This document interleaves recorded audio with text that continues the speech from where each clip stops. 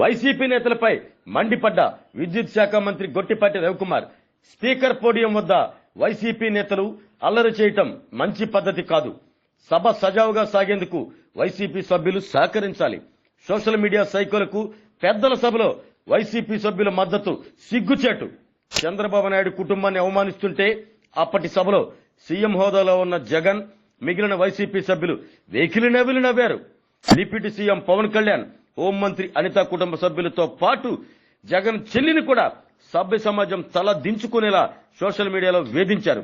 Social media సైకోలకు మద్దతుగా పెద్దల సభకు వచ్చిన వైసీపీ సభ్యులు మండలి కార్యక్రమాలకు అంతరాయం కలిగించేలా పోడియాన్ని చుట్టుముట్టడం దుర్మార్గపు చర్య. ఎంతో విలువైన ఈ పెద్దల సభా సమయాన్ని వైసీపీ సభ్యులు వృధా చేస్తున్నారంటూ విద్యుత్ శాఖ మంత్రి గొట్టిపాటి రవికుమార్ మండిపడ్డారు. చాలా బాధాకరమైన విషయం. వాళ్ళు దేనికి సపోర్ట్ చేస్తున్నారో మాకైతే అర్థం కావట్లేదు. అంటే సోషల్ మీడియాలో మహిళల పట్ల అసభ్యంగా మాట్లాడే వాళ్ళకి సపోర్ట్ చేయడానికి ఇక్కడికి వచ్చారు, వీళ్ళు ప్రశ్నలు అడగడానికి వచ్చారు అనేది మాకు అర్థం కావట్లేదు. ఎందుకంటే గతంలో చూసాం, ఆ సభలో ఆ రోజు ముఖ్యమంత్రిగా ఉండి జగన్మోహన్ రెడ్డి గారు చంద్రబాబు నాయుడు గారి కుటుంబ సభ్యుల్ని ఈ విధంగా మాట్లాడుతుంటే ఆ రోజు ఎకిల్ నవ్వులనేవి సమాజం తలదించుకునే విధంగా చేయడం జరిగింది. తర్వాత పవన్ కళ్యాణ్ గారి కుటుంబాన్ని, అదేవిధంగా అనితా గారిని, మినిస్టర్ అనితా గారిని కాకుండా లాస్ట్ కి జగన్మోహన్ రెడ్డి గారి స్వయాన చెల్లెలను కూడా ట్రోలింగ్ చేసి ఇబ్బంది పెట్టిన పరిస్థితి ఎదుర్కొందన్నమాట ఈ రాష్ట్రంలో.